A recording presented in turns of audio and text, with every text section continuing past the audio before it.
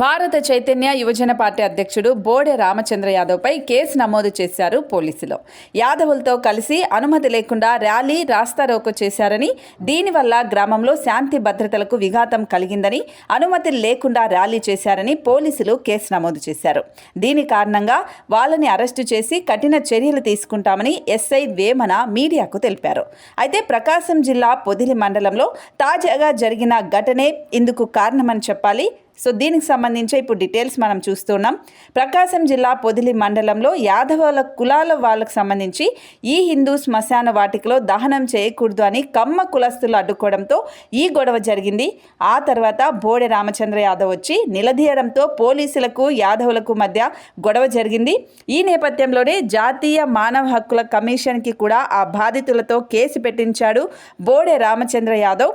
ఆ మరుసటి రోజు బీసీలకు ప్రత్యేక చట్టాన్ని కావాలని డిమాండ్ చేశారు. ర్యాలీ చేయడంతో పోలీసులు కేసు నమోదు చేశారు. సో దీనికి సంబంధించిన బ్రేకింగ్ విజువల్స్ ఇప్పుడు మనం చూస్తున్నాం.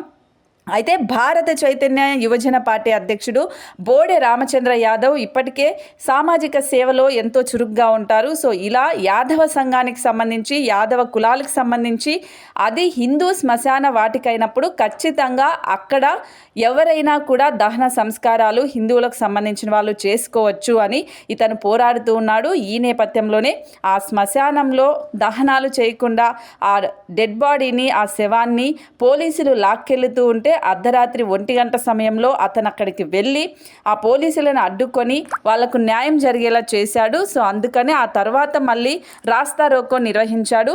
అలా రాస్తారోకో చేసి ర్యాలీ చేయడం వల్ల అక్కడ ఎక్కువగా గ్రామంలో శాంతి భద్రతలు విఘాతం కలిగాయి. సో అందుకనే కేసు నమోదు చేస్తున్నాము అంటూ కూడా పోలీసులు చెప్పారు. సో ఖచ్చితంగా ఇతన్ని అరెస్ట్ చేస్తాము, కఠిన చర్యలు తీసుకుంటాము అంటూ కూడా కేసుకు సంబంధించి మీడియా ముఖంగా ఎస్ఐ వేమన కూడా మాట్లాడినట్లు తెలుస్తుంది. మరి ఇలా హిందువులకు సంబంధించి జరుగుతూ ఉన్నప్పుడు ఖచ్చితంగా ఒకప్పుడు చంద్రబాబు నాయుడు కూడా బీసీలకు రక్షణ కల్పిస్తాము అని చెప్పారు, ప్రత్యేక చట్టాన్ని తీసుకొని వస్తాము అని చెప్పారు. కానీ ఏమీ చెయ్యలేదు అని వీళ్ళు పోరాడుతూ ఉన్న పరిస్థితి అయితే కనిపిస్తుంది. భారత చైతన్య యువజన పార్టీ అధ్యక్షుడు బోడె రామచంద్ర యాదవ్ అయితే ఇప్పుడు ఇలా పోరాటం చేయటం వల్ల, ఇలా ర్యాలీలు చేయటం వల్ల ఇప్పుడు అతనిపైన కేసు నమోదు చేశారు పోలీసులు. ఖచ్చితంగా అతన్ని అరెస్ట్ చేస్తాం, కఠిన చర్యలు తీసుకుంటాము అంటూ ఎస్ఐ వేమన కూడా మీడియా ముఖంగా తెలిపారు.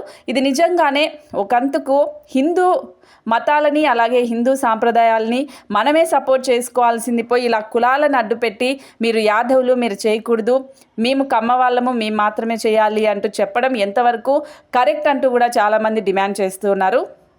మరి ఈ వీడియో చూసిన తర్వాత భారత చైతన్య యువజన పార్టీ అధ్యక్షుడి మీద, బోడె రామచంద్ర యాదవ్ మీద కేసు నమోదు చేయడం ఎంతవరకు కరెక్ట్ అంటారు? మీ అభిప్రాయాన్ని కూడా తప్పకుండా కామెంట్ రూపంలో తెలియచేయండి. సో ఎప్పటికెప్పుడు ఇలాంటి లేటెస్ట్ అండ్ మీ అందరికీ ఉపయోగపడే వీడియోస్ కోసం ఖచ్చితంగా మన ఆర్టీవీ ఛానల్ని సబ్స్క్రైబ్ చేసుకోండి, లైక్ చేయండి, షేర్ చేయండి.